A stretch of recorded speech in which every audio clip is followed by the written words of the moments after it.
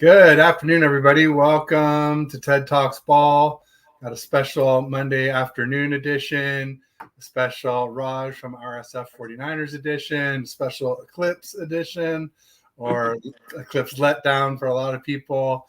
But Raj, it's Monday, and apparently we yet again have breaking news. Yeah, I didn't think we were going to have much to talk about, but we got a little something to talk about, Ted. How we feeling? The eclipse was a total eclipse of my heart. It broke my. I didn't really see nothing. I don't know. Maybe I wasn't standing in the right spot, but I saw a lot of people. They saw it. They said it was cool. I don't know. Yeah, I mean, I took the family out, or at least my wife and my older son, and we walked out to the Dish, which is up there off 280 between Page Mill and Alpine Road. And I figured there'd be a lot of nerds out there, since we always tell my son, oh, that's how we talk to the aliens with the Dish. And so I thought with an astronomy thing that there'd be a lot of people out there. There were a few people. One guy with a real nice camera. My wife managed to get a picture using the Eclipse glasses and taking a picture with her iPhone. She has one of the ones with 3 lenses. Mine only has 2 lenses, and it just looked like a regular sun through mine. So I should have went with you. I should have hung out with you, and we would have watched the eclipse together. Yeah, no, it was definitely fun and a good little hike too to go with it. So that's always nice. Good deal.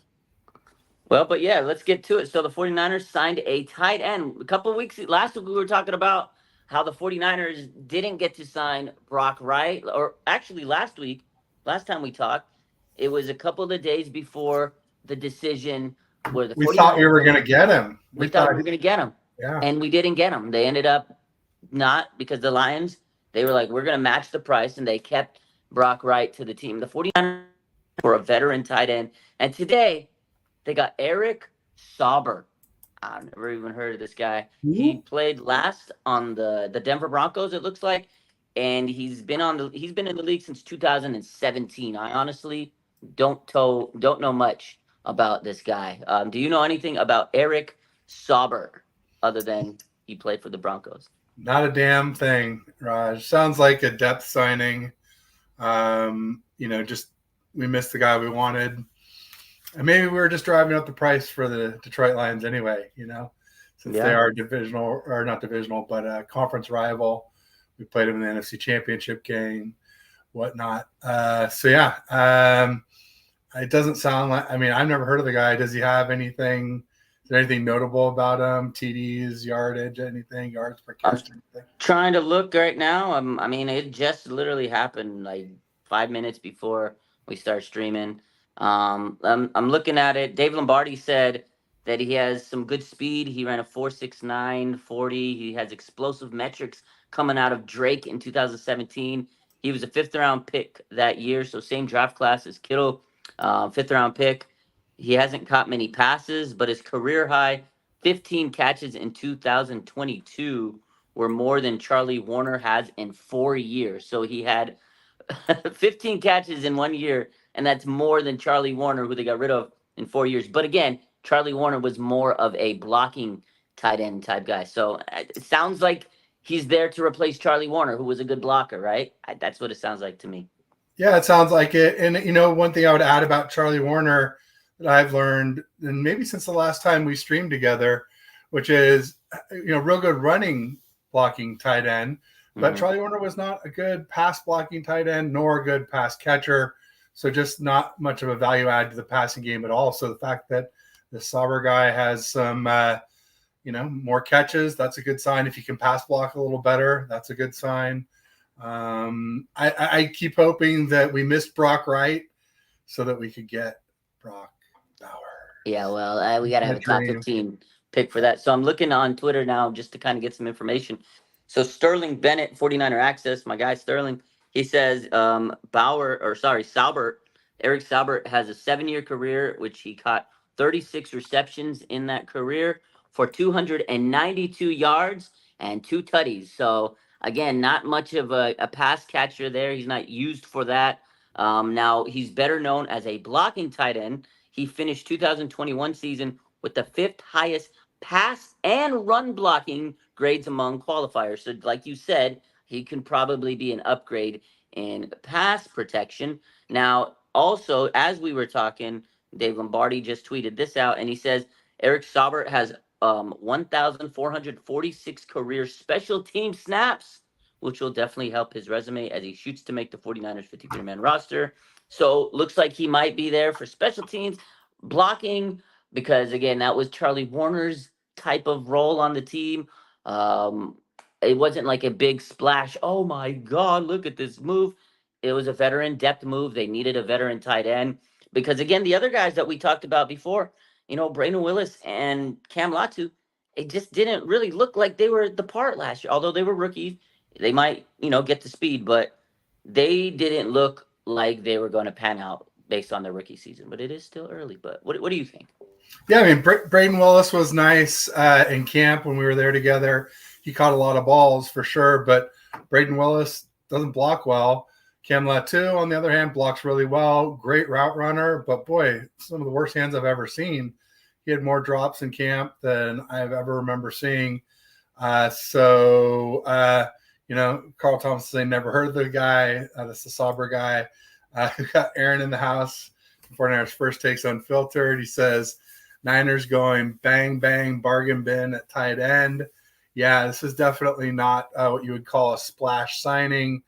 Looks like we lost Raj for a second, but I'm sure he'll be back. Yeah, definitely not a splash signing to say the least. But like I said, if this Sauber character can pass block, then it feels like that's what we're trying to do for Brock, is to get him some better pass blocking O-linemen, better pass blocking tight ends. So when push comes to shove and you do have to throw the ball to win a game, which happens a lot in the closest games, that you have a fighting chance, where you really don't with the original Kyle setup of, heavy run blocking and not much for pass blocking, whether it's O-line or tight ends. Yeah, at the end of the day, Brock Purdy's the guy that you need to make sure stands upright, because your season doesn't matter if your quarterback, your starting quarterback, your franchise, the guy that you're probably going to pay a lot of money next year can't stay up and get the ball to his weapons, right? We all say he has all the great weapons, CMC, Debo, Kittle, Ayuk, all that. And Kittle, it doesn't matter if he's not on the field, if he's on the bench. So they got to protect him. We've seen it. So yeah, pass protection is key. Not just offensive linemen. The 49ers use their tight ends and their fullback to block, and this is a big step for them, a big important matter at hands for the 49ers. They have to protect Brock Purdy, and again, especially next season, he's supposed to be getting paid like a lot of money if he continues his trajectory. If he has another season like he did this year. Oh, we got the police coming, ladies and gentlemen. They found me, folks. They found you. They found you. You better hide. Are you taking money? Did you steal your cameras for the Eclipse? But in any case, like I said, pass protection is critical, and that's why everybody thinks going into this draft, Ted, offensive line is the top priority. You still think it's the top priority in the draft? I mean, one can only hope, but with Kyle, nothing would surprise me.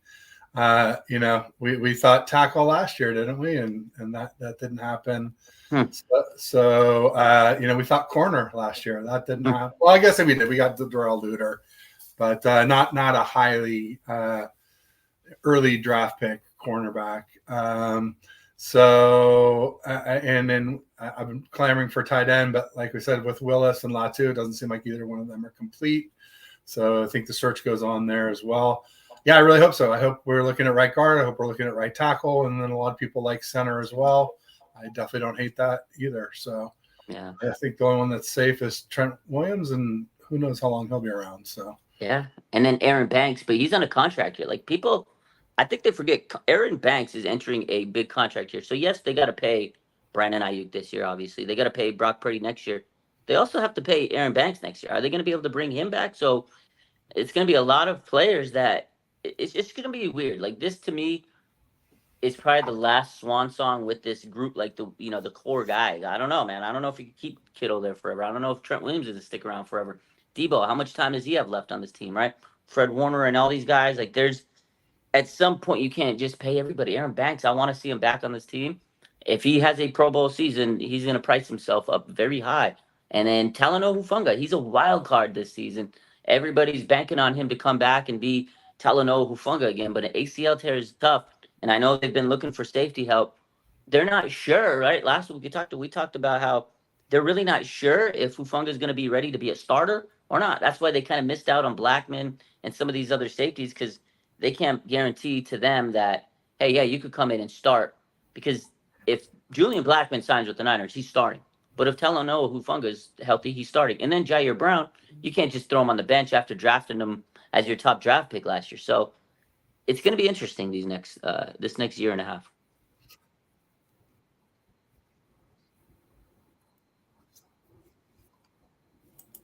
I agree 100%. And I would just say, even if you somehow find a way to pay the core, they're aging so that, even if you pay them, they may not be at this peak level for long together, at least as a group that where all of them are. Somebody's going to start to fade out, more than likely. Odds would tell you. Aaron says Kittle has no excuse now if this guy can block. I just want to circle back to Julius Callaway. He said, who'd you rather have between Mims, Guyton, and Morgan? I haven't done a ton of draft evaluation, but one thing I'd say, at least regarding Mims, is it just seems like the guy hasn't played much. Mm-hmm. And I'd be worried about durability and longevity with that guy. So I kind of honestly right now say anybody but Mims. He's a physical specimen, but it just doesn't seem like so far he's been able to keep himself on the field, and that's against college defenses. NFL defenses, it gets even tougher to stay healthy, I would say. I mean, he's probably like the guy with the most potential, and yeah, he's like the raw prospect, but you're right, he lacks a lot of experience in the injuries and this and that. So it's tough because he would be a project, and do you want to build your offensive line around a project?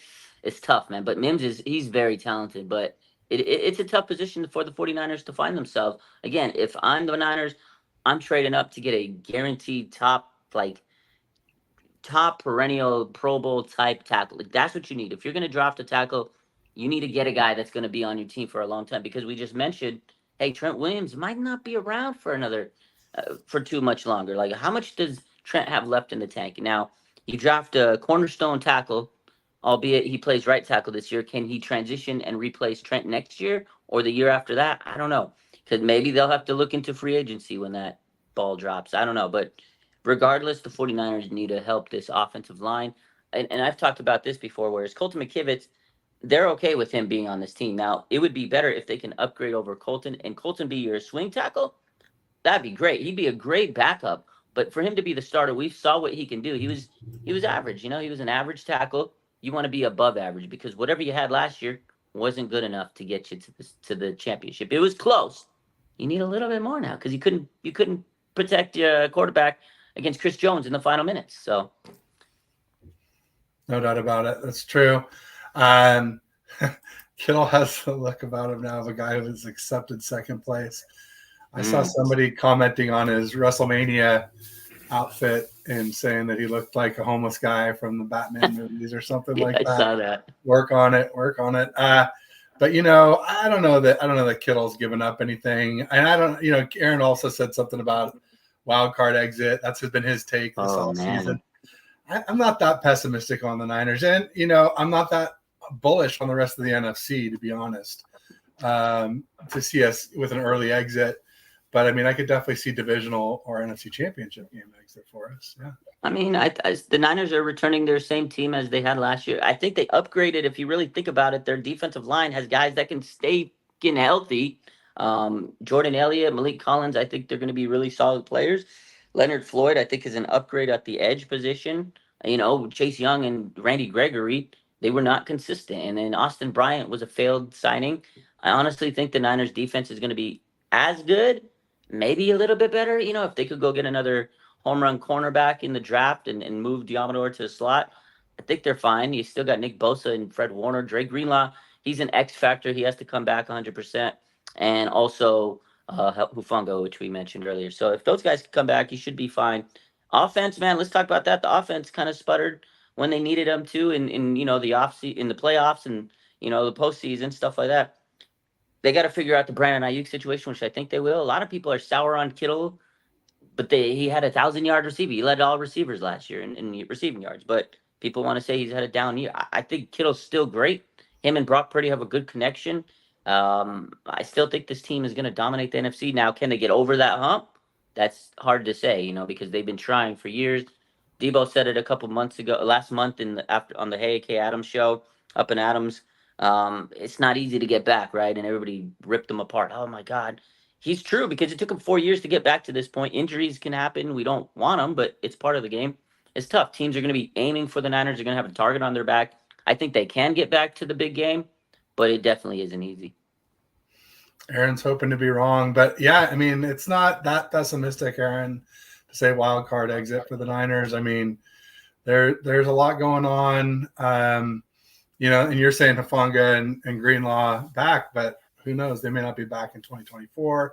They may not be back to themselves. They could come back, have something else pop up, which happens a lot with those major injuries where they lead to something else. We'll knock on wood, hope that doesn't happen. But realistically, we got to be prepared for all the different eventualities.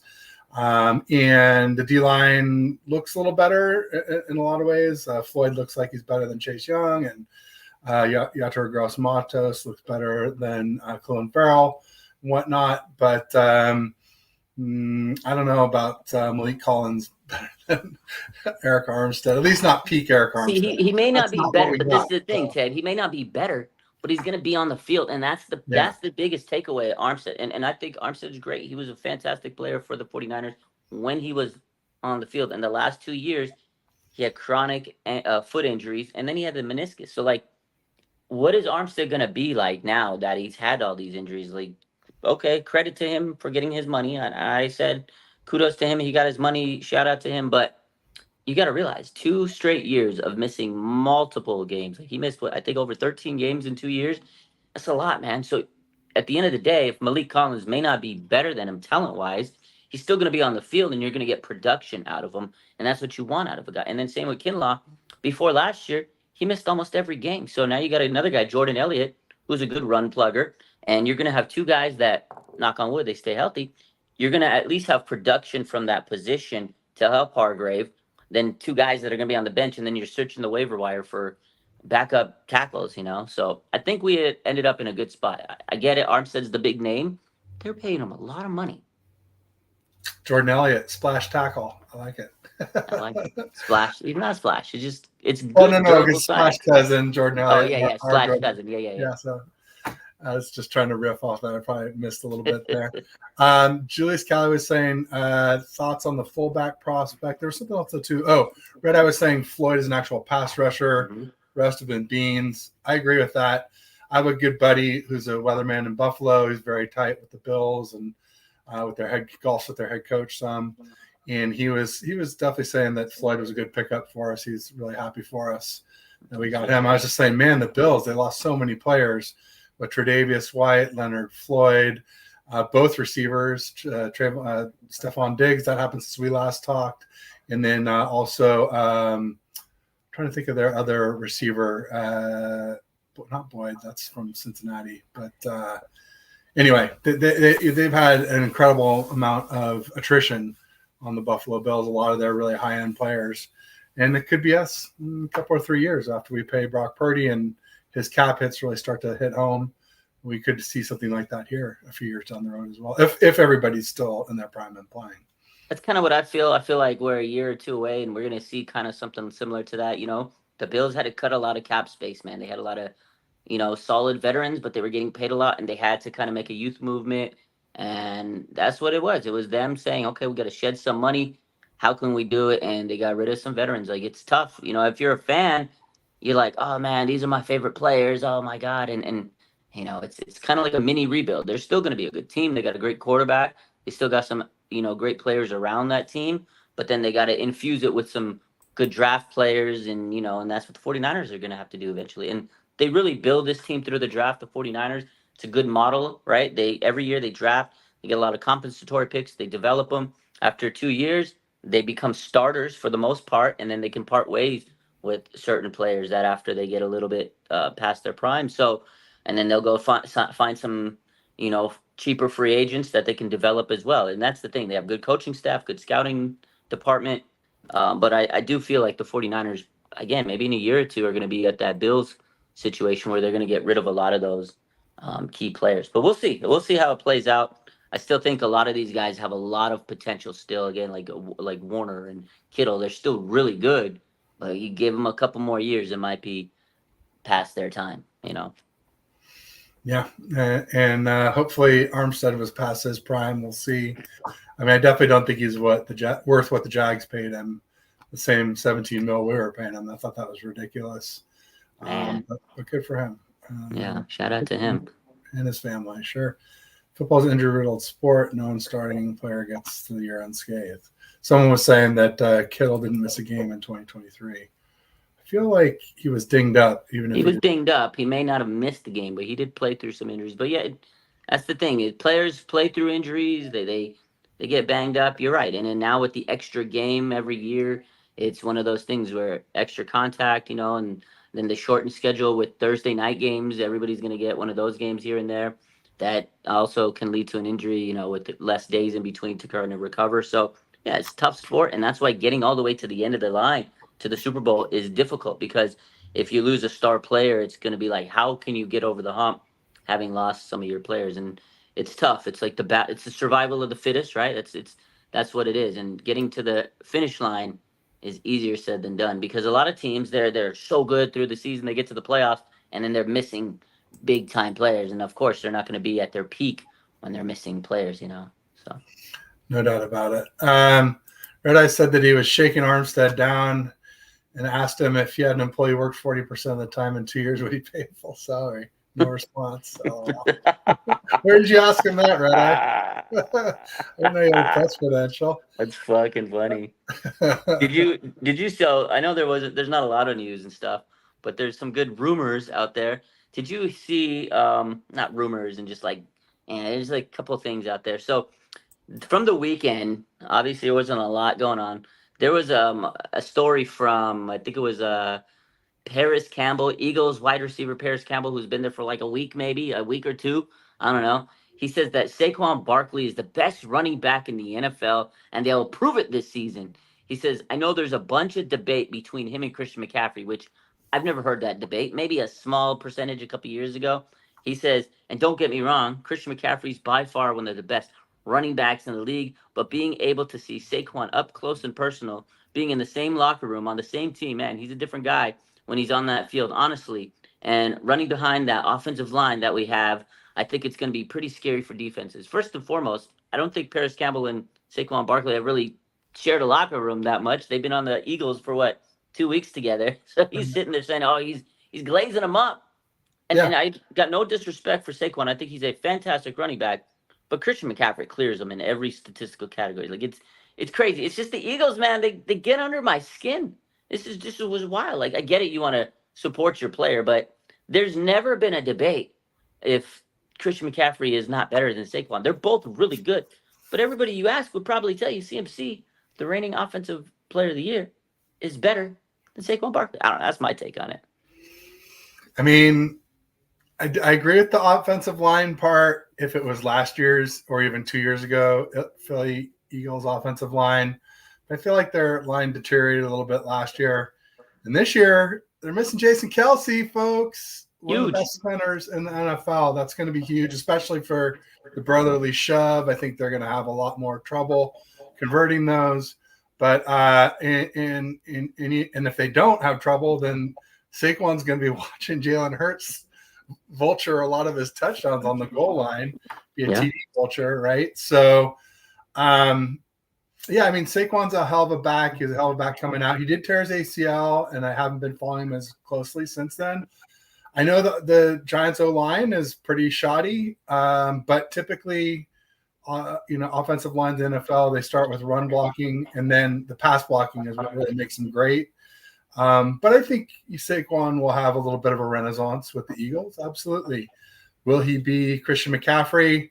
I don't think he'll be 2023 Christian McCaffrey. But will Christian McCaffrey be 2023 McCaffrey in 2024? That's the question. Oh, it's a good question. If he can maintain his level of excellence, I think he'll still be widely regarded as the number one back in the NFL next season. Good question. But that is a big, because he has had injuries. And last year, I know he didn't miss any game. Well, he missed. He did miss the Rams game, Week 18, but that was not due to injury. That was just due to the game meant nothing.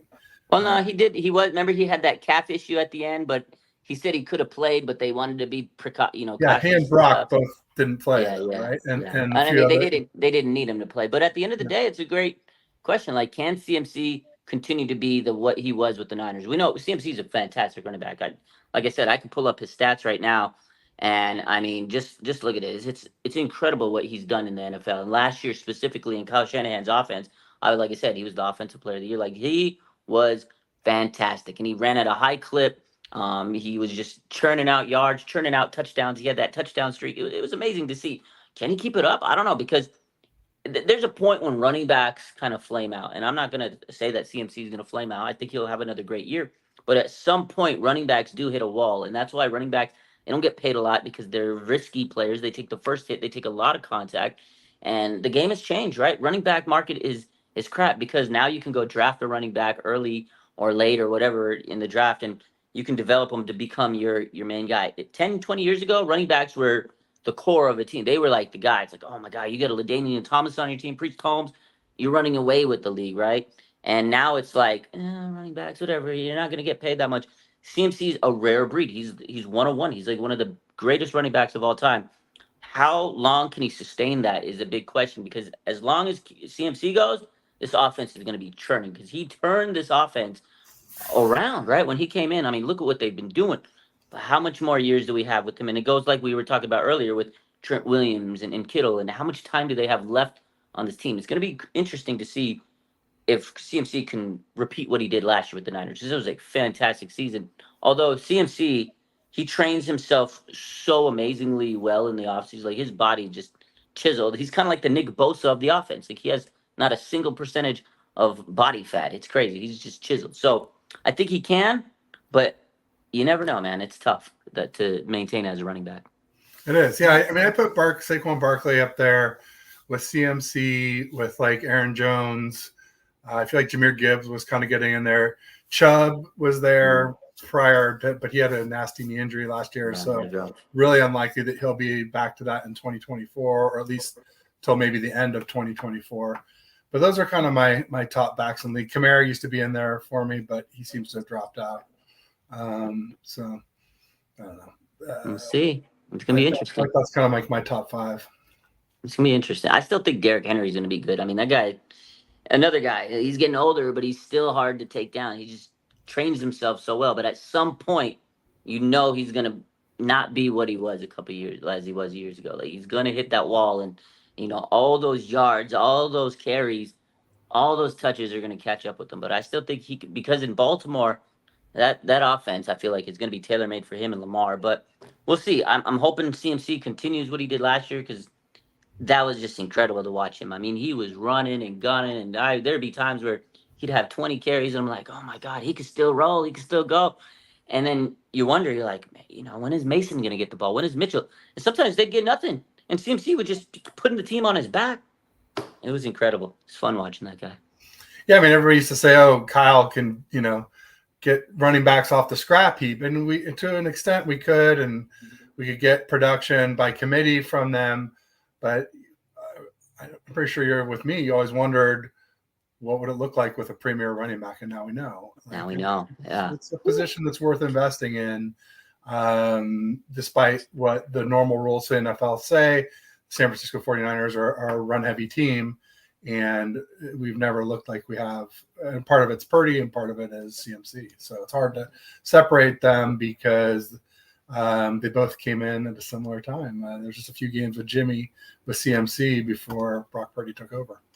So that's a good thing. It's hard to because a lot of people say, CMC changed the offense, and there's people say that Brock Purdy did, but they came in relatively at the same time. But although there was a few games before Brock came, and the offense was looking like a well-oiled machine with CMC, I think it goes hand in hand. I think obviously you upgraded a quarterback, and you definitely upgraded at the running back position, because like you said, they'd get late round picks and undrafted running backs, and they were great, because Kyle knows how to get the best out of running back. He knows how to develop a running back, and now you have the cream of the crop at running back, and you put him into a run first offense. It's just like, holy shit, this is exactly what this offense can look with one of the best of the best. So it's cool to see. But now I do think, they elevated the team together.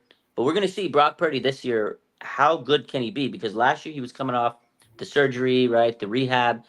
Now he doesn't have to deal with that. He had his marriage. He got his, he's been living the life. But I also think he's been training a lot more than, people may understand. And I think he's going to be, and again, his training this year is going to be so much different. He said it. At the end of the season, he says, I could really hone my craft and really get myself, working on actually improving my skill other than having to come back and rehab and getting at least to his baseline. Now he can improve himself. So it's going to be interesting to see where Brock Purdy goes next year. And again, if he has another season like last year or better, he's going to get a lot of money. He also got that new sponsor, right? The corn company. He got a lot of sponsors. This man, Brock's doing good. He got the extra bonus last week. He got the 700 800K. something K. He got a sponsorship with Toyota, sponsorship with Recover Energy Drink, got a sponsorship with John Deere, and then he got a sponsorship with the corn Pioneer Corn Seed. Bro's making money. I love it. I love that for Brock. He's getting that money. He's getting all the sponsorships. Like, go get all your sponsorships, Brock. I love it. I love that for him. He's tearing it up. Absolutely. And Vader says third round running back incoming. Oh man, can you imagine if we get another third round running back? Oh man, it's just the third round is just a disaster, not just for running backs, but every third round pick not named Fred, maybe Moody, but like every other third round pick has been an utter disaster for us. Let's go through them. If you can remember, you got Jalen Hurd was a third round pick. Yep. Jalen Hurd, Ambry Thomas was a third round pick. Obviously, you said Fred Warner, great third round pick. Who else was a third round pick for the 49ers? Running back, I know they drafted. What's his name? Wilson. Which one? Yeah, I think it was fourth round. Joe Wilson. Joe Wilson. Oh, he's like tail end. It was what's his name? The guy we cut last year from LSU. Oh well, we had Sermon and we had before him. TDP. Yeah, that's his name. I couldn't think of TDP and Trey Sermon back. Yeah, two third round running backs. Yeah, and both didn't pan out. But then there was also like a Keller Witherspoon was a third rounder, right? Yeah. Did we have a third round safety too? Well, that was Jair Brown last year. No, but before that, and Jair Brown's turned out well. So far, so good. So far, so good. And we did actually move into the third round. It wasn't just a third round comp pick. That was number 87. He went up. They wanted. All right, so maybe Jair Brown then, and Fred and Moody TBD. I'm not going to say Moody is a success. I don't think he's a bust yet. I mean, he played well down the stretch. Made some big kicks in the Super Bowl. But it was a third round. Oh, Cameron Latu. Was he like tail end of the third? He was like number 99, I think. Yeah. Or 101 or something. Bad pick. That was a bad pick. Moody was 99. Latu was 101 or something. Yeah, it was a bad fucking pick. Latu's another bad one. I feel like there's another safety. We had a special teamer for a while, and we let him go. And the John Lynch era? Yeah. Oh, yeah. Absolutely. Yeah. Tarvarius Moore, was he third round? Oh yes, Tarvarius Moore. That's the one. Good call. Yeah. Good call. So there's been quite a few failed third round picks. Like I said, you can really just count the ones that worked, and obviously Fred Warner, incredible, right? I mean, insane. And Jair Brown looks real good. So for a rookie anyway, he was good. He had some flashes. Action. Red Eye was saying CMC 12 to 14 mil. I think CMC is 16 mil a season, but we're paying him 12 because the Panthers paid his signing bonus. Yeah. So I think that's the numbers on CMC. I kind of want to go back to last year's draft. So now that we're talking about, because we kind of got the draft coming up. So real quick, we'll review this and kind of it's always fun to look back and see where they're at. Some players aren't even on the team from previous drafts, but last year. Right, we talked about Jair Brown, round 3, 87th overall. That was their first pick. They didn't have a first round pick. They didn't have a second round pick. Obviously, they traded the second to get CMC. First round pick was gone because of the Trey Lance. Finally got a first and second round this year. Now, Jair Brown, I think he has a bright future. He's probably going to start. Then they went and they surprised everybody by taking Jake Moody, 99th overall. I think I I wouldn't say he's a bust. A lot of people were not happy taking a kicker that high. A lot of pressure on him, a lot of expectations. He had some moments up and down. Rookie season was filled with some roller coaster moments. I think he settled in and he started to show he's going to be a good kicker for the 49ers. Again, some big kicks in the Super Bowl. I think he's the least of our worries. Round 3, 101 overall. Cameron Latu, not a good pick, I don't think. I mean, he's got a lot to still, develop. He's got more years ahead of him, but right now it's looking like a terrible pick. I think they had like a 5th or 6th round grade on him. I think the Niners reached here. After that, Darrell Luter, round 5, pick 155. I think he has potential. He did get injured last year a lot, early in the season, so that kind of, stymied him. Another guy that got injured last year to start the year, pick 173 overall, round 5, Robert Beal Jr. I think this guy has some potential. I like what I've seen out of him. And then they had round 6, 216 D winners. Linebacker, we talked about the young linebackers. I think he has some potential there. Dre Greenlaw is injured this year. They did sign Devondre Campbell, but I think those rookie linebackers from last year might be developing sooner than we think. And then round 7, 247 overall, Braden Willis, another tight end. I just didn't see much from last year. And then Ronnie Bell, pick 253, round 7. He flashed. He had some mistakes, but I like this kid. I like what I saw out of him. And then the last pick they had last year, 255, linebacker Jalen Graham. I think he has some potential. So I think the two tight linebackers there are going to see some maybe special teams at the very least. But overall, I mean, the class was up and down. I think Robert Beal has the potential to break out the most. What do you think about that draft class from last year? I mean, we just like you said, we didn't see much of many of them other than Moody and Jair Brown. So they're all kind of TBD. I think I question whether Cam Latu was really injured. It didn't seem like he got injured in camp.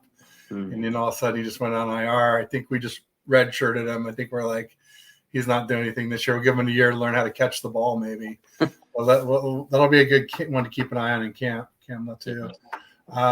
Yeah, I'm excited to see more of Luter, D. Winters, and obviously Jalen Graham. Yeah, those 3. Yeah, I'm excited. We'll see how it goes. But 10 draft picks this year, Ted. You think they make a trade? I think I asked you this a few weeks ago. You think they're going to trade up, use some of those draft picks? Yeah. What do you think? Trade up, down, back, forward, left, right? What's the movement? I mean, I think we'll draft up or trade up for a offensive tackle is what I think. You think we're trading up in the first round? I hope so. I hope into the top 15. That's where we need to get, I think. Okay. I liked it. Not for Mims, as I mentioned earlier. Like anyone. Not for Mims.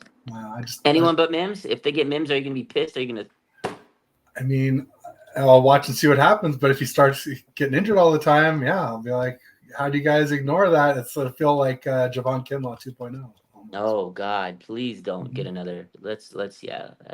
This is tough. This is the first year the 49ers have had a first round pick in a long time, in a couple of years now. So a lot of pressure. And I feel like the 49ers track record with first round picks hasn't been the greatest. Obviously Nick Bosa, that was a smash, rip roaring success. You can't mess that one up. Thanks for the Cardinals for not drafting him. And then, obviously they had Brandon Ayuk. They traded up to get him a few years back. But otherwise, Solomon Thomas, Mike McGlinchey, Javon Kinlaw, Reuben Foster, he just didn't hit on the first round. So sometimes I feel like it's better that they don't have a first round pick. And then Trey Lance, obviously. I don't know. I think this is a very critical draft pick for the 49ers, and I hope they don't botch this one, man. I hope so too. Steven Reynolds says, if they did resign Ayuk long term, how are they going to keep him and Debo or replace Debo? Maybe draft Corley for the future. And we can definitely keep them both this season. I think next season is where one's got to go. Yeah, and that's the thing is I do think they're going to look in the draft and dabble. They've met with a lot of receivers, and I think they're going to look for a guy. Malachi Corley is the guy that Steven Reynolds mentioned, and he has a lot of traits that Debo has. A lot of people call him the Debo 2.0. Sorry, Debo 2.0, and some people call him the Yak King. That's Debo Samuel's the Yak King in the NFL. So, yeah, if they draft a guy like Corley in the draft, I think that tells you everything you need to know. Brandon Ayuk will get paid. They'll keep these two together for one more year to run it, see if they can get all the way, and then they possibly will let Debo go next year. That's tough, I'm a big Debo guy. I don't want to see him go, but I understand the business, like I said earlier. At some point, you got to break up the band. You can't keep everybody around, It's just the business. That's how it goes. some point you're gonna have to lose, a key guy. You're gonna have a fracture in the, in the group there, and it happens every year, unfortunately. But we'll see. They got to be able to replace either one of them with a really, really good, talented player, and I think that's what they're kind of looking for this year. Jaron here, JR3 Jaron said, wasn't Danny Gray a third rounder? He absolutely was. He absolutely was. Yeah. Yeah. Good call on that one.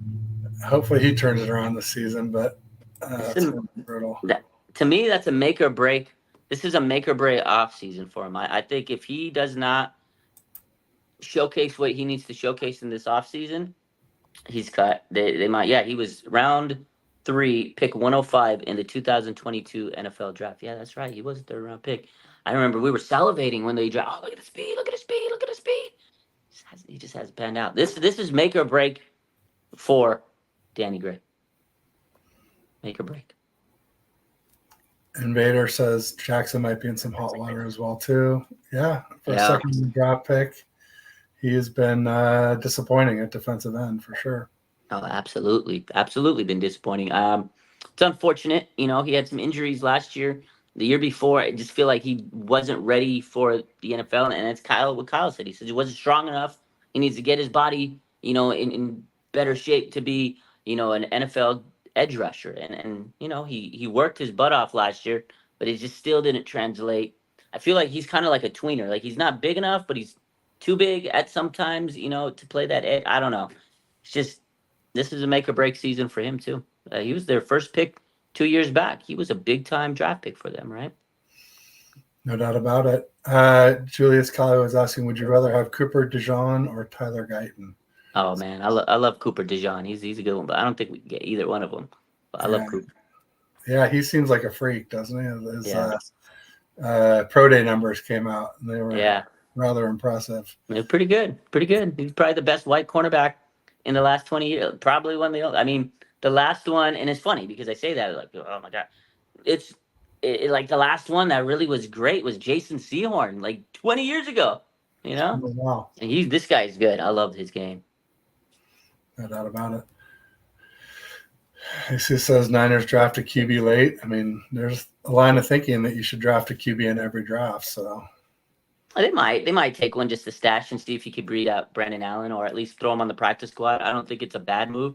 Although this year they have, Josh Dobbs. I think they're really happy with him being QB2, and Brandon Allen, who last year was on their team QB3. He knows the system. So if they do take a rookie quarterback, they got to really be able to understand this offense and digest it to be better than the two guys I mentioned ahead of them. But I could see them maybe getting a quarterback to stash his practice squad and then develop from there. But honestly, it's not necessarily a need. I think they're set at quarterback. We got the franchise, Brock, Josh Dobbs is solid 2. And like I said, Brandon Allen, good 3. Good problem to have. But I do think they might go and if they don't get a quarterback in the late end of the draft, they'll probably take an undrafted one just to stash, like I said, practice squad. There you go. This is one I never understood. Thoughts on Laken Tomlinson coming back to us. He's just so poor in pass protection. And he's a left guard. Aaron Banks is a left guard. Last we knew, Aaron Banks couldn't play right guard his rookie season. Maybe he somehow is able to play right guard now. But I just don't see why we would do it. Or move Laken to right guard. I don't see it. I know a lot of people saw that, when he got released from the Jets, or not released, he didn't get signed back from the Jets. Sorry, became a free agent. Doesn't move the needle for me. I don't really Laken Tomlinson. He was great when he was with the team. He was very durable. I liked what he was here. But that was 3 years ago. He's a lot older now. He was a veteran then, on his second lease on the league because the Niners kind of saved him and resurrected him when he was a failed product from the Lions. The Niners brought him up. I think he had a Chris Kasert connection. When Kasert came in, he said, hey, come over to the Niners. We can help you out. I know Chris Kasert's the D guy, but he helped recruit him over to the team because he had some connections with them. 49ers used him. He was a really good veteran. He got past his prime. He was letting up a lot of sacks last year. He's older. I don't think you upgrade the line with him. The Niners need to upgrade the line, and he's not a guy that you upgrade the line with. I think Feliciano is better than him. I think Aaron Banks definitely better than him. That's the reason they drafted Banks, because they knew they were going to get rid of Laken eventually. Aaron Banks is way better. I mean, he's younger, And again, Aaron Banks contract season, we're going to have a fantastic year from Aaron Banks. So I don't see the appeal of Lakeland other than the fact that he used to be on the Niners and he ate donuts after the wins. There you go. We got Ryan from No Border Sports in the house. Come check us out tomorrow morning, 11:30 a.m. on Tuesday for No BS Sports. No BS. We were on a hiatus for a while because he was working 8 to 5, but now he goes in an hour early on Tuesdays, takes a 2-hour lunch, and we're able to stream. So thank you for doing that, Ryan. He's also been doing some cool kind of production work. So hats off, Ryan, to your cool intro and outtakes. And it's got a real professional look to it. I'm proud of you. Mm-hmm. But let's see here. As far as Invader says, my money's on Allen to win the backup QB job. Oh, QB2? I don't see that at all. We were there. Yeah. And I mean, come on. It was like he was such a distant fourth, even to like Sam Darnold, and right. I mean, he was. You never know. He's got the system. You never. It's gonna be competition. I agree with you though. I bet on Josh Dobbs all day, every day on that one. Especially Dobbs played well against us when we played the Cards. I know he fell off later in the season, especially when he went to the Vikings. He eventually got benched, right, for Mullins, which is never a great sign. But if we're putting money on it, Invader, I'm putting my money on Dobbs. Yeah, I'm heavy on the pasture now. I'm a big Dobbs guy. I think he's QB2, but again, hey, we'll see how it goes. And he's got that history with Jawan Jennings, right? They both he does. They talked about it on his podcast last week a lot. So we'll see. We'll see. All right. Before we end up, there's a little, like I said, not a lot of news. Last week, there was a report that the 49ers, I don't know if we talked about this, but they were one of the teams that showed some interest in wide receiver Tyler Boyd. What do you make of that? You think the Niners should kick the tires on a Tyler Boyd? What's your thought? I mean, my quote tweet on it was like due diligence. I feel like that's all what they always say. Yeah. I mean, but I guess it really, honestly, Roger, comes down to the negotiations with Brandon Ayuk. And if they feel like we're really far apart, then maybe we are interested in Tyler Boyd. I mean, he is easily the best wide receiver 3 in the NFL, which means he's one of the better wide receiver 2s in the NFL. And he's just playing with T. Higgins and Jamar Chase, who are outstanding wide receivers. So I wouldn't be unhappy with getting Tyler Boyd. I wouldn't be unhappy as an extra, a veteran, like third, fourth receiver. Obviously, we got Jennings, who we mentioned. But if they don't bring back Ayuk and, they keep him, that's definitely a downgrade in my eyes. I think it's a downgrade, definitely. I agree. But it just, like everything, it comes down to money. Yeah. So you don't have to be better to be a better value. I like that comment from Red Eye. He says Debo could be with the Panthers next season. He wants money. They have high cap space, and he's a Carolina boy. Yeah, that's true. It makes some sense. It does make some sense. Let's see here, and we got 49ers throwback in the house. Welcome, Fernando. Good to see you.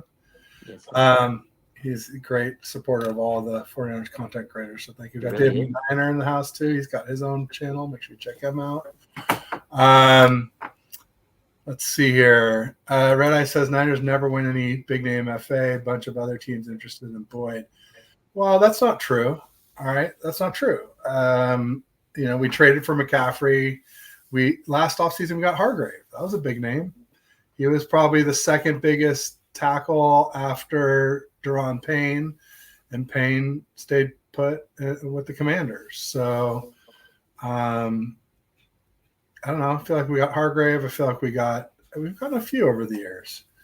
Not huge names, not usually top guys, but they don't always go out for the big name guys, but every once in a while they surprise you. But they get some pretty good signings, and again, they get guys that they feel they can mold on their team. Again, like we talked about how, Clelin Ferrell, Arden Key, Kerry Hyder, guys like that, they kind of resurrect their career, right? They take these guys that nobody really heard of, or Samson Ebicam, or they were kind of like tier C players. Menahu. They get these like tier kind of players. I think Menahu was a trade, but same concept. They get these tier 3 players, and they kind of make them a tier 2 player. They get a little bit more out of them than anybody else had, and then they go sign for a big contract. And Lynch mentioned that he goes, usually we sign these guys for a 1-year contract. but then we try to get them back, and then their contract gets crazy, so we can't keep them. So he says this year we try to sign most of these guys to 2-year deals, so at least we could keep them for a little bit, and we don't have to, go through free agency like crazy, because it gets tough because they have a lot of free agents. It's like, and we got to try to re-sign all these guys back, and then they negotiate after a good season with the Niners, and they get a higher contract somewhere. So this year, Lynch, I remember him talking about that, how he said, we tried to make it an effort to at least get these guys on a 2-year deal so we don't have to go crazy every offseason. They're going to have to redo some players, but he makes a good point. If you had like 10 players, you sign them on a 1-year deal, next season you're going to try to have to bring 10 players back if you really like them. So better to get them on a double-year deal at least. Makes sense. Fernando is saying, go Dubs. We are the 10th seed. No, we are at least the 10th seed. We can move up to the 9th seed that the Warriors can. But, keep in mind we were playing a young Jazz team last night. And we beat them without Curry. That's pretty cool. It's good. We need him to rest. It's nice to see Trace Jackson Davis come along. And obviously Pods, he's a Santa Clara Bronco. I'm a Santa Clara Bronco, so I have a little affinity for anybody coming from Santa Clara U. But don't get your hopes up too much, folks. We're not going to make a lot of noise. Steve Kerr was talking a little crazy last night. I don't know. I'm trying to remain calm, and it's nice to see Clay heat up though. So that always good. Yeah, it's good to see the vets, do their thing, like Clay, and the younger players mix it. You get some rest for Steph. He needs it, much needed. Big playoff push coming, and Kuminga came back. It's good to see him. So good to see that. I feel like the 49ers, offseason gives us a chance to focus on some of these other Bay Area teams, and the Warriors typically do us pretty well. But this is a tough 10th seed. It's going to be nitty-gritty playoff battle over these next couple of weeks.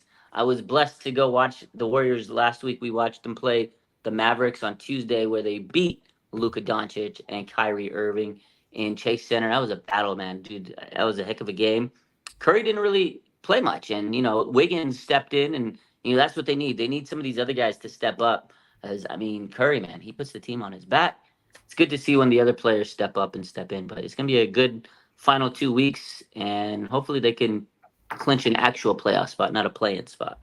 Yeah, I was there when we beat the Mavs at the Chase Center. It was a lot of fun. Oh, you were there? Yeah, absolutely. Oh, nice. It was Game 5, I believe, where we beat them, and it was outstanding. It was a lot of fun, and then obviously went on to beat the Celtics and win the ring, our last ring. So nice. It's good stuff. But yeah, we've been going for a while here. Should probably wrap things up and get rolling.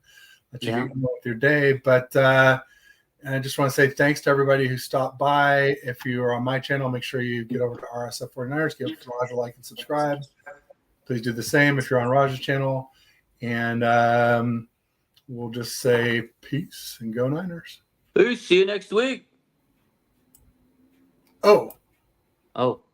Real quick before I end, next week we have a special guest. 1:30 p.m. on Monday. Yeah, a guy by the name of John Pay will be stopping by. Former 49ers backup quarterback.